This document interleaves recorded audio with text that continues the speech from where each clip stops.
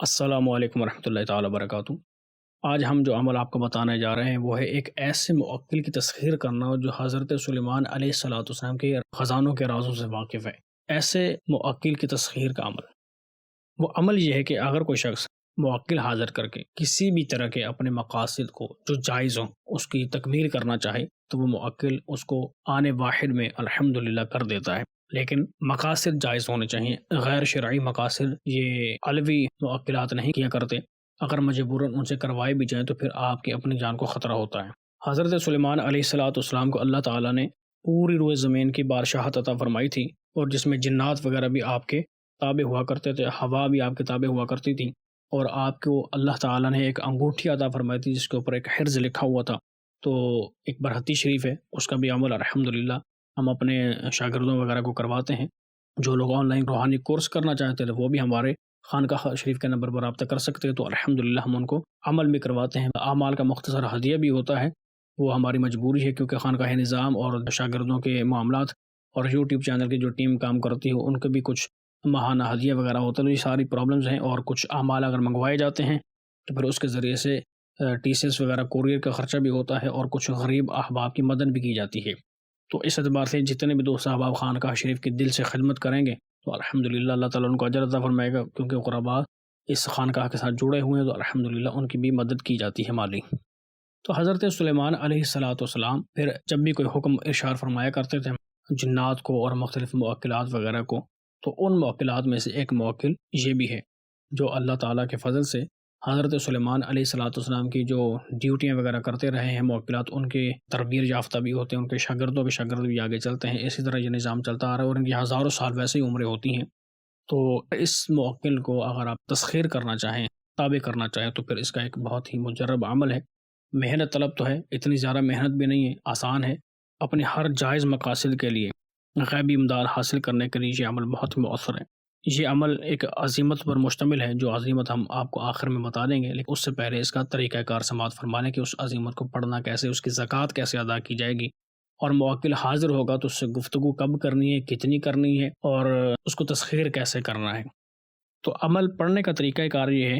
کہ اس عمل کی عظیمت کی جو اعداد ہیں وہ 1093 یعنی 1093،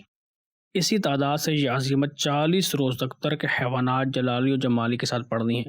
جب 40واں دن آئے تو اس دن خالی حجرہ میں خوب لبان وغیرہ سلگائے اور اس عظیمت کو حسب معمول پڑھتا رہے۔ پڑھتے پڑھتے اچانک سے وہ موکل حاضر ہوگا جس کا نام صفرائیل ہے، سواد کے ساتھ صفرائیل، جو دانہ سلیمانی کا محافظ ہے۔ اس عظیمت کا تابع ہو کر اچھی طرح ظاہر ہوتا ہے اور سلام کرے گا۔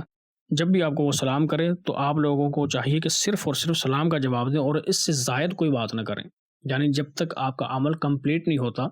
اس سے پہلے اگر وہ حاضر ہو جاتا ہے تو پھر آپ کو چاہیے کہ اس کے صرف اور صرف سلام کا جواب دیں، اس کے علاوہ وہ جتنی بھی بات کرتا رہے صرف سنتے رہیں اور آپ اپنا عمل پڑھتے رہیں۔ عمل کو ترک نہیں کرنا، بیچ میں چھوڑ کر اس سے بات چیت نہیں کرنی، ورنہ پھر آپ نقصان کے ذمہ دار خود ہوں گے۔ پڑھتے رہیں پڑھتے رہیں پڑھتے رہیں جب تک آپ کا عمل کمپلیٹ نہ ہو، صرف سلام کے علاوہ اس کو کوئی جواب نہیں دینا۔ وہ آپ سے خود کلام کرے گا اور پوچھے گا کہ تمہارا کیا مقصد ہے، کس لیے مجھے بلایا ہے، کیا چاہتے ہو، وغیرہ وغیرہ۔ تو اسی طرح کے سوال کا جواب عظیمت کی تعداد ختم کرنے کے بعد آپ دیں گے، اور وہ پھر آپ ان کو یہ کہیں کہ میرا مقصد تمہاری تسخیر ہے، یعنی میں تمہیں تسخیر کرنا چاہتا ہوں۔ جب وہ آپ کی خدمت میں حاضر ہو اور وہ کہے کہ میں آپ کے تابع ہوں، کہیے جو کیا کہنا ہے، کیا مقصد ہے آپ کا، تو پھر آپ کو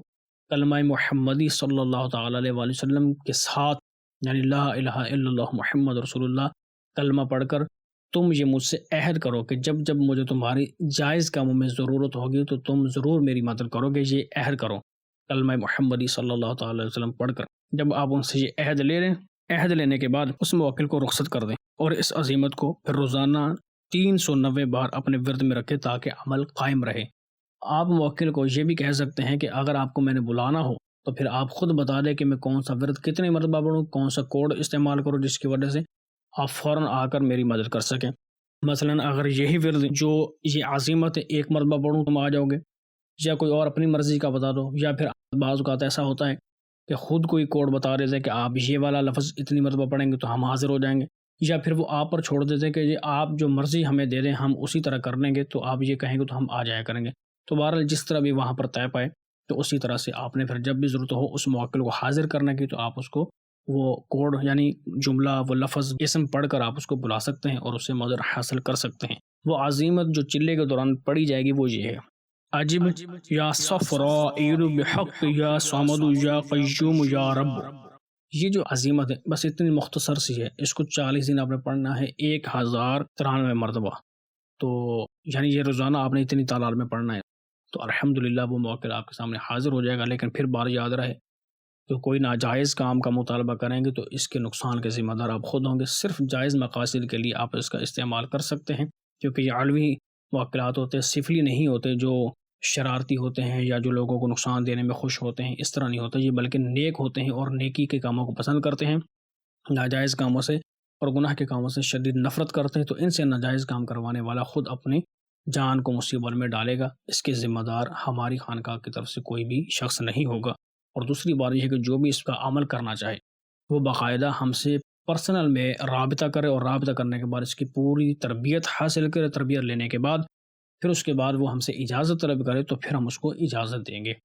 ترک جلالی و جمالی کا مطلب یہ ہوتا ہے کہ آپ گوشت، انڈا، مچھلی اور ہر قسم کے گوشت سے پرہیز کیا جائے گا۔ اس کے علاوہ کچا لہسن ہے، کچا پیاز ہے، دودھ سے بنی ہر چیز اس میں عمل کے دوران منع ہوتی ہے۔ فی زمانہ تو اتنی ہی باتیں کافی ہوتی ہیں، بیوی سے ہم بستری منع ہوتی ہے اس دنوں میں خاص طور پہ،